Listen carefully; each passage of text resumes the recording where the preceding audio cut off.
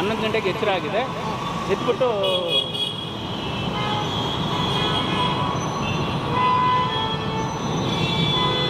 ಯಾರನ್ನೂ ಕೂಗ್ತಿರ್ತಾ ಇಲ್ಲ, ಕೂಗಾಡ್ತಾ ಇದ್ದೆ. ಆಮೇಲೆ ಮತ್ತೆ ಇಂಜೆಕ್ಷನ್ ಕೊಟ್ಟು ಮಲಗಿದ್ದಾರೆ. ಈಗ ಸ್ಥಿತಿ ಹೇಗಿದೆ ಅವ್ರದ್ದು? ಇಲ್ಲ, ಹಂಗೆ ಇದೆ. ಈಗ ಯಾರ ಜೊತೆ ಮಾತಾಡ್ತಾ ಇಲ್ಲ? ಇಲ್ಲ. ಎಲ್ಲಿ ಪೆಟ್ಟು ಬಿದ್ದಿದೆ ಅಂತ? ಬಟ್ ತಲೆಗೆ, ಇಲ್ಲಿ ಹಿಂದೆ ಭಾಗ. ಹೌದು, ತಲೆಗೆ ಬಿದ್ದಿದೆ, ಮೂತಿಗೆ ಬಿದ್ದಿದೆ. ರಕ್ತ ಎಲ್ಲ ಬಂದಿದೆ. ಕಿವಿಗೆ ಏಟ್ ತಗಲಿದೆ. ಆಮೇಲೆ ಅಲ್ಲೆಲ್ಲ ಉದ್ರೋಗಿದೆ, ಹಲ್ಲು ಉದುರಿದೆ. ಆಮೇಲೆ ಇದುವರೆಗೂ ಪ್ರಜ್ಞೆ ಬಂದಿದೆ. ಬೈಕ್ಸ್ ಆ್ಯಕ್ಚುಲಿ ನಮಗೆ ಇನ್ಶೂರೆನ್ಸ್ ಕ್ಲೈಮ್ ಆಗುತ್ತೆ ಅಂತ ಹೇಳಿದ್ರು. ಬಟ್ ಇವಾಗ ಎಷ್ಟೋ ಜನ ನೀವು ಅಂತ ಇರ್ತೀರ, ಅದರಲ್ಲಿ ಇನ್ಶೂರೆನ್ಸ್ ಇದೆ ಅಂತ ಹೇಳ್ಬಿಟ್ಟು. ಈಗ ಬೈಕ್ ಟ್ಯಾಕ್ಸಿ ಪರ ವಿರೋಧ ಬಿಟ್ಬಿಡಿ. ಈಗ ಪರ ವಿರೋಧ ಬೇಡ, ಇದಕ್ಕೆ ನ್ಯಾಯ ಕೊಡಿಸಿ. ಯಾರೆಲ್ಲ ಇನ್ಶೂರೆನ್ಸ್ ಇದೆ ಅಂತ ಇದ್ರಲ್ಲ, ಇದಕ್ಕೆ ನ್ಯಾಯ ಕೊಡಿಸಿ. ಈ ವಿಡಿಯೋನ ಊಬರ್ ಕಂಪ್ನಿಯವ್ರಿಗೆ ತಲುಪಿಸಿ. ಇದಕ್ಕೆ ಆದಷ್ಟು ಬೇಗ ನ್ಯಾಯ ಸಿಗಬೇಕು. ಈಗ ಊಬರ್ ಕಂಪ್ನಿ ಕಡೆಯಿಂದ ಬುಕ್ ಮಾಡಿರೋದ್ರಿಂದ ಊಬರ್ ಕಂಪ್ನಿಗೆ ಏನಾದರೂ ಟ್ರೈ ಮಾಡಿದ್ರ? ಊಬರ್ ಕಂಪ್ನಿಯವ್ರಿಗೆ ಇವರು ಬಾಬು ಅನ್ನೋರು ಬುಕ್ ಮಾಡಿರಲ್ಲ, ಅವರು ಮೆಸೇಜ್ ಹಾಕಿದ್ರು, ಈ ಥರ ಆಕ್ಸಿಡೆಂಟ್ ಆಗಿದೆ ಅಂತ ಹೇಳ್ಬಿಟ್ಟು. ಅವ್ರೇನು ರೆಸ್ಪಾನ್ಸೇ ಮಾಡಿಲ್ಲ. 8 ಗಂಟೆಲಿ ಅಡ್ಮಿಟ್ ಆಗಿದ್ದಾರೆ. 8 ಗಂಟೆಲಿ ಆಗಿದ್ದು 8:15 ಏನೋ ಅಡ್ಮಿಟ್ ಆಗಿದ್ದಾರೆ. ಅಲ್ಲಿಂದ ಇಲ್ಲಿವರೆಗೂ 1.5 ಲಕ್ಷ ರೂಪಾಯಿ ಬಿಲ್ ಆಗಿದೆ. ಇಲ್ಲಿವರೆಗೂ ಅಪ್ಲಿಕೇಶನ್ ಯೂಸ್ ಮಾಡ್ತಾರೆ, ಯಾರು ಬುಕ್ ಮಾಡ್ತಾರೆ ಅವ್ರಿಗೂ ಕೂಡ ಆಪ್ಷನ್ ಇರುತ್ತೆ, ಅಂದರೆ ಇನ್ಸೂರೆನ್ಸ್ ಕ್ಲೈಮ್ ಆಗುತ್ತೇನೋ. ಅದೇನು ಆಗಲ್ಲ ಸರ್, ಅದೇನು ಆಗಲ್ಲ. ಅವರು ರೆಸ್ಪಾನ್ಸೇ ಮಾಡಲ್ಲ. ಊಬರ್ ಸಂಸ್ಥೆಯವರು ರೆಸ್ಪಾನ್ಸೇ ಮಾಡಲ್ಲ. ಸುಮ್ಮನೆ ಆ್ಯಪಲ್ಲಿ ತೋರಿಸ್ಬೋದಷ್ಟೇ. ಈಗ ಆ್ಯಪಲ್ಲಿ ತೋರಿಸಿದ್ರಲ್ಲ, ಯಾರು ಎಲ್ಲಿ ಕ್ಲೈಮ್ ಆಗಿದೆ, ಎಲ್ಲಿ ಕ್ಲೈಮ್ ಆಗುತ್ತೆ, ಯಾರು ಕ್ಲೈಮ್ ಮಾಡ್ತಾರೆ? ಆಸ್ಪತ್ರೆಗೆ ಬಂದ್ರಾಗನ ಇಲ್ಲಿ ಅದಕ್ಕೆ ನಮ್ಮ ಸಂಬಂಧ ಇಲ್ಲ. ಅವರು ಇಲ್ಲಿ ಬರಬೇಕಲ್ಲ. ಇವಾಗ ಸ್ನೇಹಿತರೆ ನಮಸ್ತೆ, ನಾನು ಗಜಾನಂದ್. ಏನಪ್ಪ ಅಂದರೆ ನಿಮಗೆ ಗೊತ್ತಿರ್ಬೋದು, ಬೈಕ್ ಟ್ಯಾಕ್ಸಿ ಅನ್ನೋದು ಸ್ಟಾಪ್ ಆಯಿತು, ಇವಾಗ ಮತ್ತೆ ಸ್ಟಾರ್ಟ್ ಆಯಿತು. ಈಗ ರೀಸೆಂಟಾಗಿ ಒಂದು ವಿಡಿಯೋಗಳು ಕೂಡ ಓಡಾಡ್ತಾ ಇದ್ದಾವೆ, ನೋಡ್ಬೋದು. ಏನಪ್ಪ ಅಂದರೆ ಆ ಬೈಕ್ ಟ್ಯಾಕ್ಸಿಯಲ್ಲಿ ಬಿದ್ದು ಆಕ್ಸಿಡೆಂಟ್ ಆಗಿದೆ ಅಂತ ಹೇಳ್ಬಿಟ್ಟು. ಇದಾಗಿರೋದು ಊಬರಲ್ಲಿ ನಿನ್ನೆ ಆಗಿರುವಂಥ ಘಟನೆ. ಅದ್ರ ಬಗ್ಗೆ ಮಾಹಿತಿ ಕೊಡೋಕ್ಕೆ ಅವರ ರಿಲೇಷನ್ ಇದ್ದಾರೆ, ಏನು ಆಕ್ಸಿಡೆಂಟು ಏನು ಅಂತ. ಸರ್ ನಮಸ್ತೆ. ಈಗ ಆಕ್ಸಿಡೆಂಟ್ ಆಗಿದೆಯಲ್ಲ, ಅವ್ರು ಯಾರು ಸರ್? ನಮ್ಮ ತಂಗಿನ? ಅವ್ರ ಹೆಸರು ಮಂಜುಳಾ ಅಂತ. ಓಕೆ. ಅವ್ರು ಏನು ಮಾಡ್ಕೊಂಡಿರೋದು? ಅವರು ಮನೆ ಕೆಲಸಕ್ಕೆ ಹೋಗ್ತಾರೆ. ಓಕೆ. ಸೊ ಮನೆ ಕೆಲಸ ಮಾಡ್ಕೊಂಡಿರ್ತಾರೆ. ಅವ್ರ ಓನರು ಅಂದರೆ ಅವರು ಒಂದು ಏಜೆನ್ಸಿ ತೊಗೊಂಡಿದ್ದಾರೆ, ಹೆಸರು ಗೊತ್ತಿಲ್ಲ ಏಜೆನ್ಸಿ ಹೆಸರು. ಬಟ್ ಅವ್ರು ಒಂದು 10-15 ಜನ ಇಟ್ಕೊಂಡು ಅವರು ಮನೆ ಕೆಲಸಕ್ಕೆ ಅವರು ಇದು ಮಾಡ್ತಾರೆ, ಕರ್ಕೊಂಬರೋದು ಬಿಡೋದು ಅವ್ರು ಮಾಡ್ತಾರೆ. ಅವ್ರು ಇನ್ಚಾರ್ಜಲ್ಲಿ ಒಂದು 15 ಜನ 20 ಜನ ಇಟ್ಕೊಂಡಿರ್ತಾರೆ ಅವ್ರು ಇನ್ಚಾರ್ಜಲ್ಲಿ. ಮತ್ತು ಅವರು ಯಾರ್ಯಾರು ಮನೆ ಕೆಲಸ ಮಾಡ್ತಾರೆ ಇವ್ರಿಗೆ ದುಡ್ಡು ಕೊಡ್ತಾರೆ. ಇಲ್ಲಿಂದ ಇವರು ಒಂದಷ್ಟು ಫಿಕ್ಸ್ ಮಾಡಿರ್ತಾರೆ. ಒಂದು ದಿನಕ್ಕೆ 300, 400, 500 ಆ ಥರ ಫಿಕ್ಸ್ ಮಾಡಿರ್ತಾರೆ. ಅದು ಇವ್ರಿಗೆ ಕೊಟ್ಟು ಇವರು ದಿನಗೂಲಿ ಇದರಲ್ಲಿ ಕೆಲಸಕ್ಕೆ ಹೋಗ್ತಾ ಇರ್ತಾರೆ, ಮನೆ ಕೆಲಸಕ್ಕೆ ಅಂತ. ಆ ಲೆಕ್ಕಾಚಾರ ಅವ್ರ ಜೊತೆ ಇದು ಮಾಡಿ ಅವರು ಏನು ಮಾಡಿದ್ದಾರೆ ಅಂದರೆ, ನಮ್ಮ ತಂಗಿ ಇರೋದು ರಾಮಮೂರ್ತಿ ನಗರದಲ್ಲಿ, ನಮ್ಮ ತಾಯಿ ಜೊತೆ. ನಮ್ಮ ತಾಯಿ ಮತ್ತು ನಮ್ಮ ತಂಗಿ ರಾಮಮೂರ್ತಿ ನಗರ ಇರೋದು. ನಾನು ಬಂದುಬಿಟ್ಟು ಇದು ಮಾರ್ಗೊಂಡಹಳ್ಳಿ, ಟಿ.ಸಿ. ಪಾಳ್ಯ ಹತ್ರ ಮಾರ್ಗೊಂಡಹಳ್ಳಿ ಅಂತ. ನಿನ್ನೆ ಬೆಳಗ್ಗೆ 8 ಗಂಟೆಯಲ್ಲಿ ಇವರು ಓನರ್ ಏನು ಮಾಡಿದ್ದಾನೆ, ಅದೇ ಇವರು ಮನೆ ಕೆಲಸವನ್ನು ಇದು ಮಾಡ್ತಾರಲ್ವ, ಅವ್ರ ಓನರ್ ಏನು ಮಾಡಿದ್ದಾನೆ, ಊಬರ್ ಬೈಕಲ್ಲಿ ಬುಕ್ ಮಾಡಿದ್ದಾರೆ. ನೋಡಮ್ಮ, ಈ ಥರ ಕೆಲಸ ಇದೆ, ನೀನು ಕಾರ್ತಿಕ್ ನಗರಕ್ಕೆ ಬಮ್ಮ ಅಂತ ಹೇಳ್ಬಿಟ್ಟು ಅವರು ಮೊಬೈಲಲ್ಲೇ ಬುಕ್ ಮಾಡಿದ್ದಾರೆ. ಈಗ ಬುಕ್ ಮಾಡಿರೋದು ಓನರ್ ಇದರಲ್ಲಿ? ಹೌದು, ಬಾಬು ಅಂತ ಹೇಳಿ. ಓಕೆ. ಅವ್ರ ಹೆಸರಲ್ಲಿದೆ, ಅವ್ರ ಐಡಿಲೇ ಬುಕ್ ಮಾಡಿರೋದು. ಊಬರಲ್ಲಿ ಬುಕ್ ಮಾಡಿ ಹಿಂಗೆ ಬಾರಮ್ಮ ಇಲ್ಲಿ ಅಂತ ಹೇಳ್ಬಿಟ್ಟು ಲೊಕೇಶನ್ ಹಾಕಿದ್ದಾರೆ. ಪಿಕಪ್ ಮಾಡಿ ಥರಲ್ಲಿ ರಾಮಮೂರ್ತಿ ಚರ್ಚ್ ಹತ್ರ ಪಿಕಪ್ ಲೊಕೇಶನ್ ಹಾಕಿದ್ದಾರೆ. ಮತ್ತು ಅಲ್ಲಿ ಪಿಕಪ್ ಮಾಡ್ಕೊಂಡು ನೀವು ಬಾರಮ್ಮ ಅಂತ ಹೇಳ್ಬಿಟ್ಟು ಹೇಳಿದ್ದಾರೆ. ಅವ್ನು ಡ್ರೈವರ್ ಏನು ಮಾಡಿದ್ದಾನೆ, ಬುಕ್ ಮಾಡಿ ಊಬರಲ್ಲಿ ಬೈಕ್ ಟ್ಯಾಕ್ಸಿಲಿ, ವೈಟ್ ಬೋರ್ಡ್ ಬೈಕ್ ಟ್ಯಾಕ್ಸಿಲಿ ಬುಕ್ ಮಾಡಿಕೊಂಡು ಬಂದಿದ್ದಾನೆ. ಅವ್ರಿಗಿನ ಪಿಕಪ್ ಮಾಡ್ಕೊಂಡು ನಮ್ಮ ತಂಗಿನ ಮಂಜುಳನ ಪಿಕಪ್ ಮಾಡ್ಕೊಂಡು ಬಂದಿದ್ದಾನೆ. ಬಂದು ಇಲ್ಲಿ ವೇಗವಾಗಿ ಬಂದಿದ್ದಾನೆ, ಸ್ಪೀಡಾಗಿ ಬಂದು ಏನಾಗಿದೆ ಗೊತ್ತಿಲ್ಲ, ಒಟ್ಟು ಹಳ್ಳ ಎಗರಿಸಿದ್ದಾನೆ ಅಂತ ಇವನೇ ಹೇಳ್ದ. ಅಣ್ಣ ಒಂದು ಸಣ್ಣ ಪುಟ್ಟ ಹಳ್ಳ ಇತ್ತು, ಎಗರಿಸಿದೆ, ಟಕ್ಕಂತ ಈ ಹುಡುಗಿ ಹಿಂದ್ಗಡೆ ಬಿದ್ದೋಗ್ಬಿಟ್ಲು ಅಂತೇಳಿ ಅವನು ಹೇಳ್ದ. ಯಾರು ಧರ್ಮಿ ಅಂತ ಹೇಳ್ಬಿಟ್ಟು ಬೈಕ್ ರೈಡರ್ ಇದ್ದಾನೆ, ಅವನ ಹೆಸರು ಧರ್ಮಿ ಅಂತ. ಎಲ್ಲಿ ಅವರವರು? ಅವನು ಗುಜರಾತ್ ಅವರು. ಅವರು ಊಬರ್ ಮಾಡ್ತಾ ಇದ್ರು, ಊಬರಲ್ಲಿ ಬುಕ್ ಆಗಿತ್ತು. ಓಕೆ. ಆಮೇಲೆ ಬುಕ್ ಮಾಡ್ಕೊಂಬಂದು ಇಲ್ಲಿ ಇದು ಮಾದೇಪುರ ಬ್ರಿಡ್ಜ್ ಇದೆಯಲ್ಲ, ಬ್ರಿಡ್ಜ್ ಆದಮೇಲೆ ಮೆಟ್ರೋ ಕನ್ಸ್ಟ್ರಕ್ಷನ್ ನಡೀತಾ ಇದೆ, ಮಾದೇಪುರ ಮೆಟ್ರೋ ಕನ್ಸ್ಟ್ರಕ್ಷನ್. ಅಲ್ಲಿ ಬರ್ತಾ ಇದ್ದಂಗೆ ಅವ್ಳಿಗೆ ಈ ಹಳ್ಳ ಎಗರಿಸಿದ್ದಾನೆ. ಅವ್ಳಿಗೆ ಬಿದ್ದೋಗಿದ್ದಾಳೆ, ಹಿಂದ್ಗಡೆ ಬಿದ್ದು ತಲೆಗೆ ಫ್ರ್ಯಾಕ್ಚರ್ ಆಗಿದೆ. ಅಂದ ತಕ್ಷಣ ಆಮೇಲೆ ಅಲ್ಲಿರೋ ಲೋಕಲ್ ಏನಿದ್ರು ಜನ ಎಲ್ಲ ಬಂದು ನೋಡಿ, ಆಮೇಲೆ ಕಾರಲ್ಲಿ ಕರ್ಕೊಂಡು ಬಂದು ಇಲ್ಲಿ ಹಾಸ್ಪಿಟಲ್ ಅಡ್ಮಿಟ್ ಮಾಡಿದ್ದಾರೆ. ಯಾವುದು ಕಿಮ್ಸ್ ಹಾಸ್ಪಿಟಲ್? ಕಿಮ್ಸ್ ಹಾಸ್ಪಿಟಲ್ ಅಂತ. ಓಕೆ.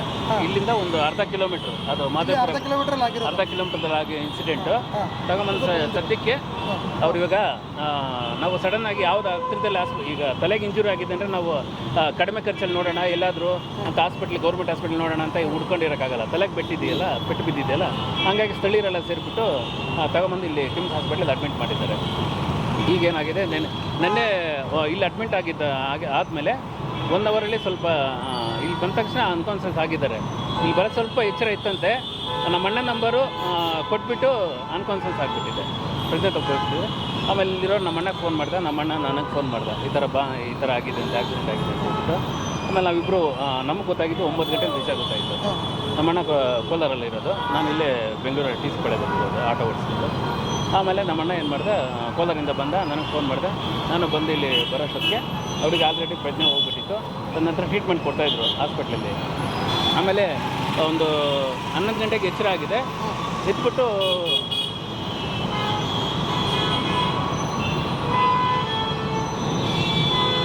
ಯಾರನ್ನೂ ಕೂಗ್ತಿ ಹಿಡಿತಾ ಇಲ್ಲ, ಕೂಗಾಡ್ತಾ ಇದ್ರು.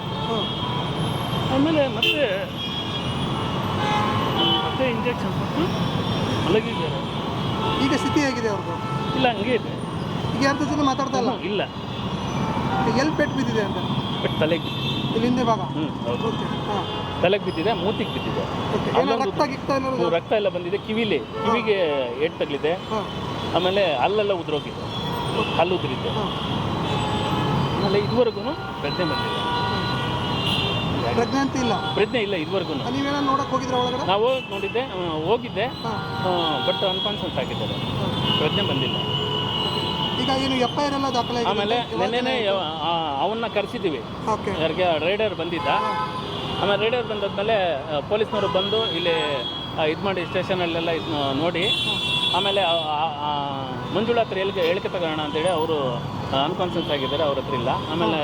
ಆಮೇಲೆ ಇಲ್ಲಿ ಡಾಕ್ಟರ್ಸ್ ಎಲ್ಲ ಕೆಲವರೆಲ್ಲ ಲೋಕಲಲ್ಲೆಲ್ಲ ಬಂದಿದ್ರಲ್ಲ, ಆಮೇಲೆ ಈ ಥರ ಆಗಿದೆ ಅಂತ ಹೇಳ್ಬಿಟ್ಟು ಇಲ್ಲಿ ಸಿಬ್ಬಂದಿಗೆ ಹೇಳಿದ್ದಾರೆ, ಇಲ್ಲಿ ಕೆಲಸ ಮಾಡ್ತಾರಲ್ಲ ಅವ್ರಿಗೆ. ಆಮೇಲೆ ಅವರು ಈ ಥರ ಆಗಿದೆ ಸರ್, ತಗೊಂಬಂದು ಲೋಕಲ್ದವ್ರು ಯಾರೋ ಬಂದು ಸ್ಥಳೀಯರು ಬಂದು ಹಾಸ್ಪಿಟ್ಲಿಗೆ ಅಡ್ಮಿಟ್ ಮಾಡಿದರು ಅಂತ ಹೇಳ್ಬಿಟ್ಟು ಹೇಳೋದು. ಆಮೇಲೆ ಪೊಲೀಸರು ಇಮಿಡಿಯೇಟಾಗಿ ಬಂದಿದ್ದಾರೆ, ಇಲ್ಲಿ ಇದು ಮಾಡ್ಕೊಂಡು ನಮಗೆ ಇನ್ಫಾರ್ಮೇಷನ್ ಆದಮೇಲೆ ನಾವು ಬಂದ್ವಿ.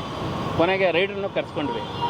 ರೈಡ್ರನ್ನ ಕರ್ಸ್ಕೊಂಡ್ರೆ ರೈಡ್ರನ್ನು ಪೊಲೀಸ್ನವ್ರು ಕರ್ಸ್ಕೊಂಡ್ರೆ ಅವನು ವೆಹಿಕಲ್ ತಂದಿರಲಿಲ್ಲ. ಯಾವ್ದು ಆಕ್ಸಿಡೆಂಟ್ ಆಗಿತ್ತು ಆ ವೆಹಿಕಲ್ನ ಬೇರೆಯವ್ರು ಕೊಟ್ಟು ಕಳಿಸ್ಬಿಟ್ಟಿದ್ದ. ಆಮೇಲೆ ಇವನು ಮತ್ತು ಇವ್ರ ತಂದೆ ಹೆಸರಲ್ಲಿ ಆರಿಸಿರೋದು. ಇವನು ಗಾಡಿ ಓಡಿಸ್ಕೊಂಡ್ಬಂದಿರೋದು. ಅವನಿಗೆ 19 ವರ್ಷ ವಯಸ್ಸು. ಇನ್ನೂ 19 ವರ್ಷ ವಯಸ್ಸು. ಆಮೇಲೆ ತದನಂತರ ಇಲ್ಲಿಂದ ಪೊಲೀಸ್ ಸ್ಟೇಷನ್ ಕರ್ಕೊಂಡು ಹೋಗಿ ಅಲ್ಲಿ ಪೊಲೀಸ್ನವರು ಏನಪ್ಪ ನಿಂದು ಕತೆ ಹಿಂಗೆ ಮಾಡಿದೆಯಲ್ಲ ಅಂತಂದರೆ ಅವನೇ ಹೇಳ್ತಾ ಇದ್ದಾನೆ, ಬುಕ್ ಮಾಡಿದ್ದಾರಲ್ವಾ, ನಾವು ಕರ್ಕೊಂಬರೋದು ಮತ್ತು ಡ್ರಾಪ್ ಮಾಡೋದು.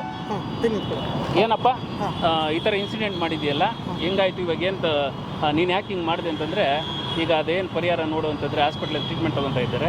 ಈಗ ಏನು ಮಾಡ್ತೀವಿ ಅಂತಂದರೆ, ಸರ್ ನಾನೇನು ಮಾಡೋಕ್ಕಾಗಲ್ಲ, ಕರ್ಕೊಂಬರ್ತೀವಿ, ಪಿಕಪ್ ಮಾಡ್ತೀವಿ, ಡ್ರಾಪ್ ಮಾಡ್ತೀವಿ, ಮಧ್ಯದಲ್ಲಿ ಯಾರಾದರೂ ಬಿದ್ದು ನಮ್ಮ ಗಾಡೀಲಿ ಸತ್ತರೆ ಅದಕ್ಕೂ ನನಗೆ ಸಂಬಂಧ ಇಲ್ಲ ಅಂತ ಇದ್ದೇನೆ. ಈಗ ಗಾಡೀಲೇ ಬಿದ್ರಲ್ಲ, ಬಿದ್ಮೇಲೆ ಆ ಹುಡುಗನೇ ತಂದು ಹಾಸ್ಪಿಟಲ್ವರೆಗೂ ಇದ್ನ ಹೆಂಗೆ? ಹಾಸ್ಪಿಟಲ್ ತನಕ ಇದ್ನಂತೆ. ಇದ್ದ, ಅದೆಲ್ಲ ಮಾಡಿದ್ದಾನೆ. ಮತ್ತೆ ಹೊಡ್ಬಿಟ್ಟಿದ್ದಾದ್ಮೇಲೆ ನಾವು ಬಂದಾದ್ಮೇಲೆ ಅವ್ನು ಕರ್ಸ್ಕೊಂಡಿದ್ದು. ಈಗ ಅವನೇನು ಹೇಳ್ತಾ ಇದ್ದಾನೆ, ಈಗೇನಪ್ಪ ಈಗೇನು ಮಾಡ್ತೀಯ ಅಂತಂದರೆ, ಇಲ್ಲ ನಾನೇನು ಮಾಡೋಕ್ಕಾಗಲ್ಲ, ಅದಕ್ಕೂ ನನಗೆ ಸಂಬಂಧ ಇಲ್ಲ, ಯಾರೋ ಬಿದ್ದಿರೋ ಪೇಷೆಂಟ್ಗೂ ಬಿದ್ದಿರೋ ಪ್ರಯಾಣಿಕೆ ಅಂತೇಳಿದ್ರೆ ಅದು ನಿನ್ನ ಜವಾಬ್ದಾರಿ ಅಲ್ವೇನಪ್ಪ, ಹುಷಾರಾಗಿ ಕರ್ಕೊಂಡು ಹೋಗೋದಲ್ಲ ಅಂತಂದರೆ, ಇಲ್ಲ ನನ್ನ ಜವಾಬ್ದಾರಿ ಅಲ್ಲ ಅದು, ಬರೀ ಪಿಕ್ ಮಾಡೋದು ಡ್ರಾಪ್ ಮಾಡೋದು ಅಷ್ಟೇ ನನ್ನ ಕೆಲಸ. ಮಧ್ಯದಲ್ಲಿ ಕೈಕಾಲು ಮುರ್ಕೊಂಡು ಏನಾದರೂ ಬಿದ್ದು ಕೈಕಾಲು ಮುರ್ಕೊಂಡ್ರೆ ಅಥವಾ ಪ್ರಾಣ ಹೋದರೆ ಅದಕ್ಕೂ ನನಗೆ ಸಂಬಂಧ ಇಲ್ಲ ಅಂತ ಇದ್ದಾನೆ. ಈಗ ಊಬರ್ ಕಂಪ್ನಿ ಕಡೆಯಿಂದ ಬುಕ್ ಮಾಡಿರೋದ್ರಿಂದ ಊಬರ್ ಕಂಪ್ನಿಗೆ ಏನಾದರೂ ಟ್ರೈ ಮಾಡಿದ್ರಾ? ಊಬರ್ ಕಂಪ್ನಿಯವ್ರಿಗೆ ಇವರು ಬಾಬು ಅವ್ರನ್ನವ್ರು ಬುಕ್ ಮಾಡಿರಲ್ಲ, ಅವರು ಮೆಸೇಜ್ ಹಾಕಿದ್ರು ಈ ಥರ ಆಕ್ಸಿಡೆಂಟ್ ಆಗಿದೆ ಅಂತ ಹೇಳ್ಬಿಟ್ಟು. ಅವ್ರೇನು ರೆಸ್ಪಾನ್ಸೇ ಮಾಡಿಲ್ಲ ಅಂತ. ಇಲ್ಲಿವರೆಗೂ ಯಾವುದೇ ರೀತಿ ರೆಸ್ಪಾನ್ಸೇ ಮಾಡಿಲ್ಲ ಅಂತ. ತದನಂತರ ಕಸ್ಟಮರ್ಗೂ ಫೋನ್ ಮಾಡಿಲ್ಲ. ಕೊನೆಗೆ ನಮಗೂ ಏನು ಇದೇ ಮಾಡಿಲ್ಲ. ಅವ್ರ ಪಾಡಿಗೆ ಅವ್ರು ಸುಮ್ಮನೆ ಇದ್ದಾರೆ. ಈಗ ಬಿಲ್ ಎಷ್ಟೆಷ್ಟು ಆಗಿದೆ, ಬಿಲ್ ಬಗ್ಗೆ ಏನೋ ತೋರಿಸ್ತಾ ಇದ್ದೀವಿ? ಬಿಲ್ ಇಲ್ಲಿದೆ. ನಿನ್ನೆಯಿಂದ ಬೆಳಗ್ಗೆ 8 ಗಂಟೆಯಲ್ಲಿ ಅಡ್ಮಿಟ್ ಆಗಿದ್ದಾರೆ. ನಿನ್ನೆ ಬೆಳಗ್ಗೆ 8 ಗಂಟೆಯಲ್ಲಿ ಆಗಿರೋದು, 8:15 ಏನೋ ಅಡ್ಮಿಟ್ ಆಗಿದ್ದಾರೆ. ಅಲ್ಲಿಂದ ಇಲ್ಲಿವರೆಗೂ 1.5 ಲಕ್ಷ ರೂಪಾಯಿ ಬಿಲ್ ಆಗಿದೆ. ಇಲ್ಲಿವರೆಗೂ 1.5 ಲಕ್ಷ. 20 ಅವರು ಐಸಿಯುಲಿದ್ದಾರೆ. ಇದುವರೆಗೂ ಏನೂ ಇಲ್ಲ, ಎಚ್ಚರಿಕೆನೂ ಆಗಿಲ್ಲ, ಯಾವುದೇ ಇದು ಇಂಪ್ರೂವ್ಮೆಂಟೂ ಇಲ್ಲ, ಮಾತಾಡೋ ಸ್ಥಿತಿಲೇ ಇಲ್ಲ. ಜಸ್ಟ್ ಇಲ್ಲಿಗೆ 20 ಗಂಟೆಯಲ್ಲಿ 1.5 ಲಕ್ಷ ರೂಪಾಯಿ ಬಿಲ್ ಆಗಿದೆ. ಈಗ ಇನ್ನೂ ಹೇಳ್ತಾ ಇಲ್ಲ, ಈಗ ಊದ್ಕೊಂಡಿದೆಯಂಥದ್ದು, ಅದು ಊತ ಕಡಿಮೆ ಆಗೋದಕ್ಕೆ ನಾವು ಇಂಜೆಕ್ಷನ್ ಮತ್ತು ಇದು ಕೊಡ್ತಾ ಇದ್ದೀವಿ, ಗ್ಲೂಕೋಸು. ಕಡಿಮೆ ಆದರೆ ಸರಿ, ಕಡಿಮೆ ಆಗಲಿಲ್ಲ ಅಂದರೆ ಆಪ್ರೇಷನ್ ಮಾಡಬೇಕಾಗುತ್ತೆ ಅಂತ ಹೇಳ್ತಾ ಇದ್ದಾರೆ. ಅಂದರೆ ಈಗ ಡಾಕ್ಟರ್ ಹೇಳಿರೋದೇನು, ಕಡಿಮೆ ಆಗುತ್ತಾ ಇಷ್ಟ ಆಗುತ್ತಾ ಆಪರೇಷನ್ ಆಗಲ್ಲ ಅಂತ ಹೇಳ್ತಾ ಇದ್ದಾರೆ ಅವರು. ಕಡಿಮೆ ಆದರೆ ನಾವು ಕೊಡೋ ಇಂಜೆಕ್ಷನಲ್ಲಿ ಮತ್ತು ಗ್ಲೂಕೋಸಲ್ಲಿ ಕಡಿಮೆ ಆದರೂ ಆಗ್ಬೋದು, ಆಗದೇನೂ ಇರ್ಬೋದು. ಆದರೆ ಓಕೆ, ಆಗಿಲ್ಲ ಅಂದರೆ ಆಪ್ರೇಷನ್ ಮಾಡಬೇಕಾಗುತ್ತೆ ಅಂತ ಹೇಳ್ತಾ ಇದ್ದಾರೆ. ಸೊ ಬರೀ ನಾರ್ಮಲ್ದು ಇದಕ್ಕೇ ಬರೀ 20 ಗಂಟೆಗಳಿಗೆ ಆಪ್ರೇಷನ್ ಇಲ್ಲದೇ 1.5 ಲಕ್ಷ ರೂಪಾಯಿ ಚಾರ್ಜ್ ಮಾಡಿದ್ದಾರೆ. ಸೊ ಆಪ್ರೇಷನ್ ಅಂತ ಹೋದ್ರೆ ಇವಾಗನ ಸುಮಾರು ಒಂದು 5ರಿಂದ ಇನ್ನೂ ಜಾಸ್ತಿ ಆಗ್ಬೋದು ಅನ್ಸುತ್ತೆ. ಓಕೆ, ಪೊಲೀಸ್ ಸ್ಟೇಷನಲ್ಲಿ ಏನು ಹೇಳಿದ್ರು ಅವರು? ಆ ಹುಡುಗ ಹೇಳಿದ್ನಲ್ಲ, ಅದಾದ್ಮೇಲೆ ಪೊಲೀಸರು ಏನು ಹೇಳಿದ್ರು? ಪೊಲೀಸರು FIR ಮಾಡ್ಕೊಂಡಿದ್ದಾರೆ. ಆ ಹುಡುಗನ ಗಾಡಿ ಬೇರೆ ಕಡೆ ಕಳಿಸ್ಬಿಟ್ಟಿದ್ನಲ್ಲ, ಆಮೇಲೆ ಗಾಡಿನ ತರಿಸ್ಕೊಂಡು ಗಾಡಿನ ಸೀಸ್ ಮಾಡಿದ್ದಾರೆ. ಗಾಡಿನ ಸೀಸ್ ಮಾಡಿ ಕೊನೆಗೆ ಅವ್ರದ್ದು ಏನು ಗಾಡಿ ಡಾಕ್ಯುಮೆಂಟ್ಸ್ ಇದೆ ಅದನ್ನೆಲ್ಲ ತಗೊಂಡು ಇವಾಗ ಸ್ಪಾಟ್ ಮಜೂರು ಮಾಡಬೇಕು, ಅದನ್ನು ಮಾಡಿಲ್ಲ. ತದಂತ ನಾಳೆ ಮಾಡ್ತಾರೆ. ಹಂಗಾಗಿ ಈಗ ಏನಾಗಿದೆ ಅಂತಂದರೆ, ಈ 2 ವೀಲರಲ್ಲಿ ಬಂದರೆ ಸೇಫ್ಟಿನೇ ಇಲ್ಲ ಒಂದು, ಆಯಿತಾ? ಈಗ ಇವ್ರು ರೈಡರ್ ಏನು ಹೇಳ್ತಾ ಇದ್ದಾರೆ, ನನಗೂ ಇದಕ್ಕೆ ಸಂಬಂಧ ಇಲ್ಲಂತೆ, ಇವ್ರ ರೆಸ್ಪಾನ್ಸಿಬಿಲಿಟಿನೇ ಅಲ್ಲಂತೆ, ಕಸ್ಟಮರ್ ಬರ್ತಾರಲ್ವಾ ಇವ್ರದ್ದು ಜವಾಬ್ದಾರಿನೇ ಅಲ್ಲಂತೆ ಅಂತ ಅವನು ಹೇಳ್ತಾ ಇರೋದು. ನಾವು ಬರೀ ಪಿಕ್ ಮಾಡ್ತೀವಿ, ಡ್ರಾಪ್ ಮಾಡ್ತೀವಿ, ಅದು ಪಾರ್ಟ್ ಟೈಮ್ ಜಾಬ್ ಅಂತೆ. ಅವರು ಇದೇ ವೃತ್ತಿ, ನನಗೆ ಇದರಿಂದನೇ ಜೀವನ ಅಲ್ಲ. ಅವನು 19 ವರ್ಷ ಹುಡುಗ, ಸ್ಕೂಲಲ್ಲಿ ಓದ್ತಾ ಇದ್ದಾನೆ, ಕಾಲೇಜಲ್ಲಿ. ತಂದೆ ಹೆಸರಲ್ಲಿ ಇರೋದು ಗಾಡಿ, ತಂದೆ ಹೆಸರಲ್ಲಿ ಇರೋದು, ಹೌದು, RC ಎಲ್ಲ ತಂದೆ ಹೆಸರಲ್ಲೇ ಇರೋದು. ಇವನ ಹತ್ರ ಬರೋ DL ಇದೆ.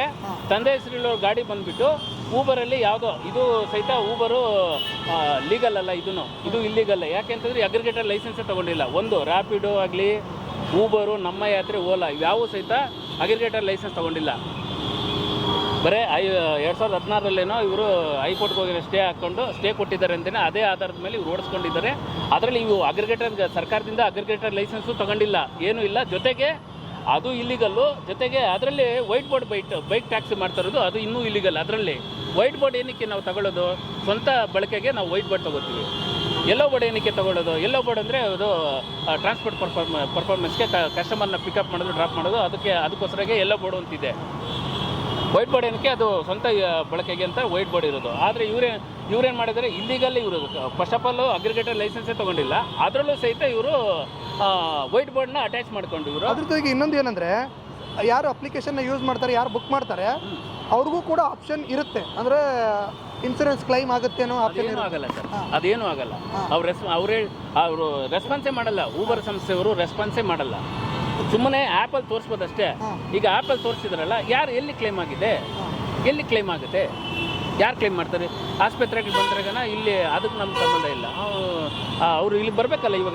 ಈಗ ಒಂದು ಸಂಸ್ಥೆಯಲ್ಲಿ ಜರ್ನಿ ಮಾಡಿದ್ದೀವಿ ಅಂತಂದರೆ, ಈಗ ನಮ್ಮ ಗಾಡಿಗಳ ಮೇಲೆ ಇನ್ಶೂರೆನ್ಸ್ ಇರುತ್ತೆ. ಯಾರ ಸಂಸ್ಥೆನೂ ಏನೂ ಮಾಡೋಂಗಿಲ್ಲ.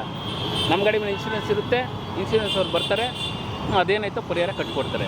ಬಟ್ ಈ ವಿಚಾರ 2 ವೀಲರ್ ವೈಟ್ ಬೋರ್ಡಲ್ಲಿ, ವೈಟ್ ಬೋರ್ಡ್ ಸ್ವಂತ ಬಳಕೆಗಿರೋದು. ಈಗ ನೀವು ವೈಟ್ ಬೋರ್ಡಲ್ಲಿ ಜರ್ನಿ ಮಾಡ್ತೀರಿ ಅಂದರೆ, ಈಗ ನನ್ನ ಹೆಂಡ್ತಿನೋ ನನ್ನ ತಂಗಿನೋ ಇವರಷ್ಟೇ ಬರೋದು ವೈಟ್ ಬೋರ್ಡಲ್ಲಿ. ನಮ್ಮ ಗಾಡೀಲಿ ಇವಾಗ ನನ್ನ ಗಾಡಿ ಸ್ವಂತ ಗಾಡಿ ಅಂತಂದರೆ ನನ್ನ ಹೆಂಡ್ತಿ ಆದರೆ ಬರ್ತಾರೆ, ನಮ್ಮ ಅಕ್ಕ ತಂಗಿ ಇಂಥವ್ರಷ್ಟೇ ನಾವು ಇದರಲ್ಲಿ ಓಡಾಡೋದು. ಹಂಗಾಗಿ ಇದರಲ್ಲಿ ಇನ್ಶೂರೆನ್ಸ್ ಅವರು ಅಷ್ಟೇ, ಇದರಲ್ಲಿ ಫಸ್ಟ್ ಪಾರ್ಟಿ ಇರಬೇಕು. ಜೊತೆಗೆ ಈ ಗಾಡೀಲಿ ಫಸ್ಟ್ ಪಾರ್ಟಿ ಇನ್ಶೂರೆನ್ಸ್ ಇಲ್ಲ. ಇದರಲ್ಲಿ ಥರ್ಡ್ ಪಾರ್ಟಿ ಇದೆ, ಅಪೋಸಿಟ್ ಅವ್ರಿಗೆ ಅಷ್ಟೇ, ಏನಾದ್ರು ಅಷ್ಟೇ.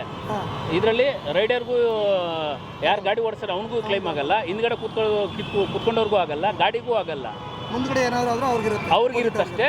ಹಂಗಾಗಿ ಇದರಲ್ಲಿ ಬಿದ್ದವ್ರಿಗೂ ಕ್ಲೈಮ್ ಆಗಲ್ಲ. ಒಂದು ಜೊತೆಗೆ ಈ ವೈಟ್ ಬೋರ್ಡಲ್ಲಿ ಜೊತೆಗೆ ಅದು FIR ಎಲ್ಲ ಮೆನ್ಷನ್ ಆಗಿದೆ.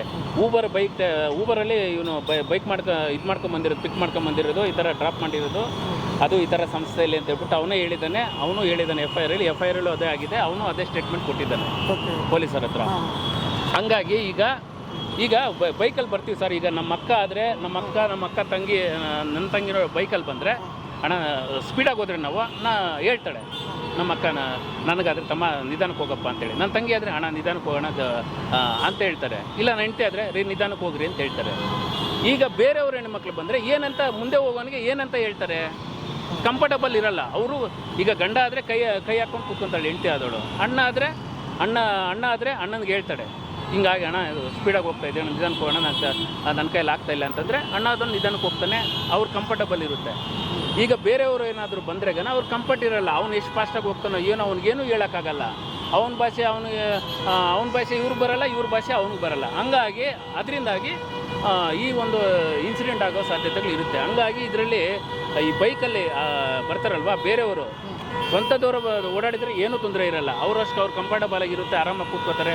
ಏನಾನ ಸ್ಪೀಡ್ ಇದ್ದರೆ ಅಥವಾ ಏನಾದರೂ ಸಮಸ್ಯೆ ಇದ್ದರೆ ಹೇಳ್ಕೊತಾರೆ. ಹಿಂಗಾಗಿ ಇವ್ರಿಗೂ ಸರಿಯಾಗಿ ಕಂಫರ್ಟಬಲ್ ಇರಲ್ಲ. ಹಂಗಾಗಿ ಅವ್ರು ಬರೋದೇ ಬರಲೇಬೇಡ ಅಂತಲೇ ಬರ್ತಾ ಇರ್ತಾರೆ. ಸ್ನೇಹಿತರೆ, ಈಗ ನೋಡಿದ್ರಲ್ಲ ಏನಪ್ಪ ಅಂತಂದರೆ ತುಂಬ ಜನರು ಹೇಳೋದೇನು ಅಂದರೆ ಬೈಕ್ ಟ್ಯಾಕ್ಸಿಲಿ ನಮಗೆ ಇನ್ಶೂರೆನ್ಸ್ ಕ್ಲೈಮ್ ಆಗುತ್ತೆ ಅಂತ ಹೇಳಿದ್ರು. ಬಟ್ ಇವರ ತಂಗಿಗೆ ಆಗಿರುವಂತಹ ಒಂದು ಅನ್ಯಾಯ ಅಂತಲೇ ಹೇಳ್ಬೋದು.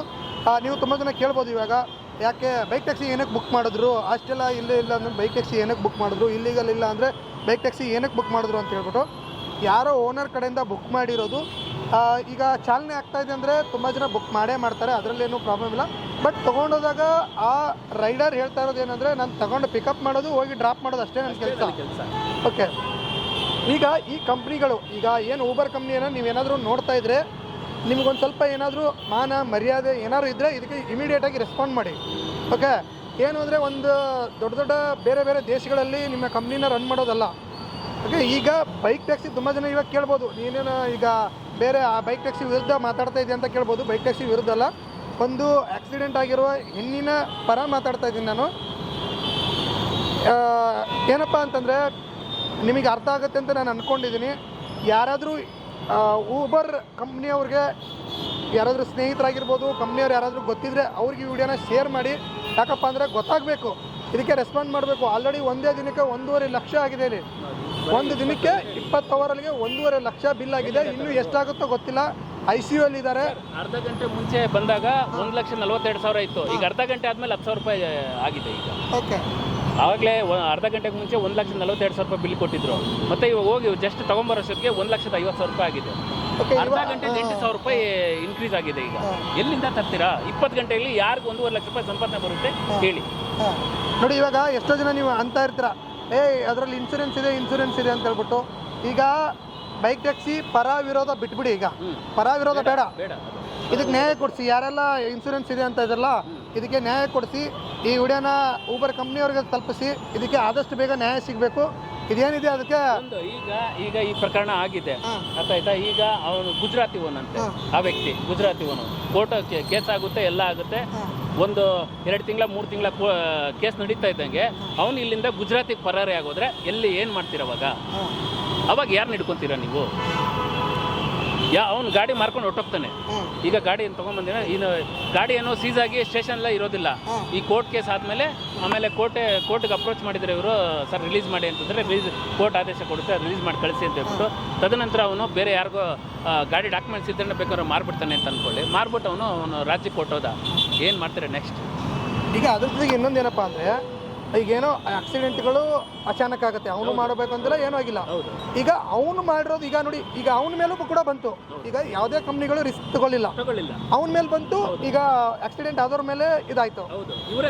ಮಿಡಲಲ್ಲಿ ಇರೋರು ಆರಾಮಾಗಿದ್ರು. ಹೌದು, ಇದೇ ಇವಾಗ ಸಂಸ್ಥೆಯವರು ಯಾರು ಸಹಿತ ಒಪ್ಕೊಳ್ಳಲ್ಲ ಇದಕ್ಕೆ, ಅರ್ಥ ಆಯ್ತಾ? ಪಾಪ ಇವನು ಬೇಕು ಅಂತ ಮಾಡಲಿಲ್ಲ, ಅಮಾಯಕ. ಇವನು 2 ವೀಲರಲ್ಲಿ ಬುಕ್ ರೈಡರ್ ಆಗಿದ್ದಾನಲ್ಲ, ಅವನು ಸಹಿತ ಅಮಾಯಕ. ಯಾವುದೋ ಒಂದು ಆ್ಯಪ್ ಇದೆ, ಏನೋ ಒಂದು ಪಾರ್ಟ್ ಟೈಮ್, ಅವನು ಇದರಲ್ಲೇ ಜೀವನ ಮಾಡಬೇಕು ಅಂತಿಲ್ಲ, ಪಾರ್ಟ್ ಟೈಮ್ ಜಾಬ್ ಅಂತ ಬಂದಿರೋದು. ಇದು ಪಾರ್ಟ್ ಟೈಮ್. ಒಬ್ಬ ಪ್ರಯಾಣಿಕನನ್ನು ಪಿಕಪ್ ಮಾಡ್ಕೊಂಡು ಡ್ರಾಪ್ ಮಾಡೋ ತನಕ ಅವನ ಜವಾಬ್ದಾರಿ, ಆ ಪ್ರಯಾಣಿಕನ ಜವಾಬ್ದಾರಿ ಡ್ರೈವರ್ದೇ ಆಗಿರುತ್ತೆ. ಬಟ್ ಇದು ಮೈಂಡ್ ಸೆಟ್ ಇವ್ರಿಗಿಲ್ಲ. ನನಗೇನು ದುಡ್ಡು ಬರಬೇಕು, ಪಿಕ್ ಮಾಡ್ತೀನಿ, ಡ್ರಾಪ್ ಮಾಡ್ತೀನಿ, ನನಗೊಂದು 150-200 ರೂಪಾಯಿ ಬರುತ್ತೆ ಒಂದು ಬಾಡಿಗೆಯಲ್ಲಿ. ಒಂದು ದಿನಕ್ಕೆ 1,000 ರೂಪಾಯಿ ಮಾಡ್ಕೋತೀನಿ, ಆ ಖರ್ಚಿಗೆ ಬಂತ, ಅದಷ್ಟೇ. ಪ್ರಯಾಣಿಕನ ಜವಾಬ್ದಾರಿ ಇವ್ರದಲ್ಲ. ಇವನು ತಗೊಳಕ್ಕೆ ರೆಡಿ ಇಲ್ಲ. ಈ ಕಂಪ್ನಿಯವರು ಇವ್ರು ಯಾರು ಸಹಿತ ಬರೋದಿಲ್ಲ. ಯಾಕೆ ಈ ಇನ್ಸಿಡೆಂಟಲ್ಲಿ ಇವ್ರು ಇನ್ವಾಲ್ವ್ ಆಗಲ್ಲ. ಯಾಕಂತಂದರೆ ಕಾನೂನು ರೀತಿಯಾಗಿ ಇವರು ಅಗ್ರಿಗೇಟರ್ ಲೈಸೆನ್ಸೇ ತೊಗೊಂಡಿಲ್ಲ ಒಂದು. ಹಂಗಾಗಿ ಇವರು ಇದಕ್ಕೆ ಕಾನೂನು ರೀತಿಯಾಗಿ ಇವರು ಬರಲ್ಲ. ಒಂದು ಯಾವ ಇನ್ಶೂರೆನ್ಸು ಕ್ಲೈಮ್ ಆಗಲ್ಲ. ಈ ವಿಚಾರದಲ್ಲಿ ಕ್ಲೈಮ್ ಆಗಲಿ, ಆಮೇಲೆ ಬೇಕು ಅಂದರೆ ನಾನು ಒಪ್ಕೋತೀನಿ. ಹೌದಪ್ಪ, ನೀವು ಮಾಡ್ತಾರೋ ಸರಿ. ಇವಾಗ ಏನಿದೆ, ಏನು ಬೇಕಾಗಿರೋದು ಕ್ಲೈಮ್ ಬೇಕಾಗಿರೋದು. ಕ್ಲೈಮ್ ಈಗ ಬೈಕ್ ಟ್ಯಾಕ್ಸಿ ಪರಾನೋ ವಿರೋಧನ ನಮಗೆ ಬೇಡ ಈಗ. ನಮಗ್ ಬೇಡ. ಬ್ಯಾನ್ ಯಾರ್ ಅಂದ್ರೆ ಸಂಸ್ಥೆ- ಈಗ ಸಂಸ್ಥೆ ಲೀಗಲ್ ಅವ್ರ ಇಲ್ಲಿಗಲ್ ಬೇಡ ನಮಗೆ. ಬೇಡ ನಮಗೆ. ಈಗೇನು ಊಬರ್ ಸಂಸ್ಥೆ ಅವನು ಇದಾನಲ್ಲ ಇವನು ಬಂದು ಇದಕ್ಕೆ ಒಪ್ಕೊಂಡು ಈ ಹಾಸ್ಪಿಟ್ಲ್ ಬಿಲ್ಲು ಎಷ್ಟು ಲಕ್ಷ ಆಗುತ್ತೋ ಕಟ್ಕೊಟ್ಬಿಟ್ಟು ಪರಿಹಾರ ಕೊಡ್ಲಿ. ಅವಾಗ ಇವರು ರ್ಯಾಪಿಡೋವನ್ನು ಯಾರ್ಯಾರು ಬಿಡ್ತಾರೋ ಬಿಟ್ಕೊಂಡು ಓಡಿಸ್ಕೊಳ್ಳಿ. ಆಮೇಲೆ ಮುಂದೆ ಆಗೋ ಅನಾಹುತಕ್ಕೆ ಎಲ್ಲ ನಮ್ಮದೇ ಜವಾಬ್ದಾರಿ. ಅವ್ರದ್ದು ಕೋಟಿ ಖರ್ಚಾಗ್ಲಿ ನಾನೇ ಕೊಡ್ತೀನಿ ಅಂತ ಯಾರಾದರೂ ಒಪ್ಕೊಳ್ಳೋಕೆ ಯಾರಾದರೂ ರೆಡಿ ಇದ್ರೆಗನ ಊಬರನ್ನು ಬಂದು ಬೇಕಾದ್ರೆ ಇದು ಕ್ಲೈಮ್ ಮಾಡಿಕೊಡ್ಲಿ. ನಮ್ಗೆ ಏನು ಬೇಡ, ಇದನ್ನ ಕ್ಲೈಮ್ ಮಾಡ್ಕೊಡ್ಬೇಕಷ್ಟೇ. ಹಾಸ್ಪಿಟ್ಲ್ ಬಿಲ್ ನಮ್ಮದೇ ಇರಲಿ. ನಮ್ಮ ಗಾಡಿ ನಮ್ಮ ಊಬರ್ ಸಂಸ್ಥೆಯಲ್ಲಿ ಅವ್ನು ರೈಡರ್ ಬಂದಿರೋದು. ಹಂಗಾಗಿ ಇದ್ರದ್ದು ಇನ್ಶೂರೆನ್ಸ್ ಏನಿದೆ, ಮೆಡಿಕಲ್ ಬಿಲ್ಲು ಮತ್ತು ಅವ್ರದ್ದು ಏನಿದೆ ಪರಿಹಾರ ಅದನ್ನು ನಾನು ಕಟ್ಕೊಡ್ತೀನಿ ಅಂತ ಒಪ್ಕೊಂಡ್ರೆಗನ ನೀವು ಆರಾಮಾಗಿ ನೀವು ಓಡಿಸ್ಕೊಳ್ಳಿ. ಈಗ ನೋಡಿದ್ರಲ್ಲ ಎಷ್ಟು ಏನಾಯ್ತು ಅಂತ ಹೇಳ್ಬಿಟ್ಟು ನಮಗೀಗ ಕ್ಲೈಮ್ ಆಗಬೇಕು. ಯಾರೆಲ್ಲ ಬೈಕ್ ಟ್ಯಾಕ್ಸಿಗೆ ನಮಗೆ ಇನ್ಸೂರೆನ್ಸ್ ಇದೆ ಅಂತ ಹೇಳ್ಬಿಟ್ಟು ಹೇಳ್ತಾ ಇದ್ರಲ್ಲ, ಇದಕ್ಕೊಂದು ಸ್ವಲ್ಪ ಆದಷ್ಟು ಇದನ್ನ ಕ್ಲೈಮ್ ಮಾಡಿಸ್ಕೊಡಿ. ನಿಮಗೆ ನಾವು ದಯವಿಟ್ಟು ರಿಕ್ವೆಸ್ಟ್ ಮಾಡ್ಕೊತಾ ಇದೀವಿ ಅನ್ಕೊಳ್ಳಿ. ಇದನ್ನ ಕ್ಲೈಮ್ ಮಾಡಿಸ್ಕೊಡಿ ಅಷ್ಟೇ ಸಾಕು ನಮಗೆ.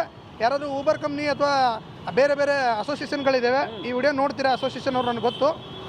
ಆದಷ್ಟು ಬೇಗ ಇದನ್ನ ಕ್ಲೈಮ್ ಮಾಡಿಕೊಡಿ. ಇದ್ರ ಬಗ್ಗೆ ಹೆಚ್ಚಿನ ಅಪ್ಡೇಟ್ಗಳನ್ನ ಮತ್ತೆ ನಾನು ಇದನ್ನ ಇಲ್ಲಿಗೆ ಬಿಡಲ್ಲ, ಇನ್ನು ಮುಂದಕ್ಕೆ ತೊಗೊಂಡೋಗಿ ಇದಕ್ಕೆ ಪರಿಹಾರ ಕೊಡಿಸ್ತೀವಿ. ಈಗ ಅದು ಊಬರ್ ಕಂಪ್ನಿ ಎಲ್ಲಿದೆಯೋ ಅವ್ರಿಗೆ ಮೇಲ್ ಹಾಕೋದಾಗಿರ್ಬೋದು ಅಥವಾ ಅವರು ಕಂಪ್ನಿಗೆ ಹೋಗೋದಾಗಿರ್ಬೋದು, ಅಲ್ಲಿಂದ ಹಿಡಿದು ಇವ್ರಿಗೆ ಏನೇನಿದೆ ಮುಂದಿನ ಪ್ರೊಸೀಜರ್ನ ಎಲ್ಲ ನಿಮಗೆ ತಿಳಿಸ್ಕೊಡ್ತೀವಿ. ಓಕೆ ಸರ್, ನಿಮ್ಮ ಜೊತೆಗೆ ನಾವು ಇರ್ತೀವಿ ಸರ್. ನೋಡೋಣ ಸರ್ ಏನಾಗುತ್ತೆ ಅಂತ ಹೇಳ್ಬಿಟ್ಟು ನಾವು ನಿಮ್ಮ ಜೊತೆಗೆ ಇರ್ತೀವಿ. ಆಯ್ತಾ? ನಮಸ್ಕಾರ. ಏನೇ ಅಪ್ಡೇಟ್ ಇದ್ರೆ ನಮಗೆ ಮುಂದಿನ ವಿಡಿಯೋದಲ್ಲಿ ತಿಳಿಸ್ತೀವಿ.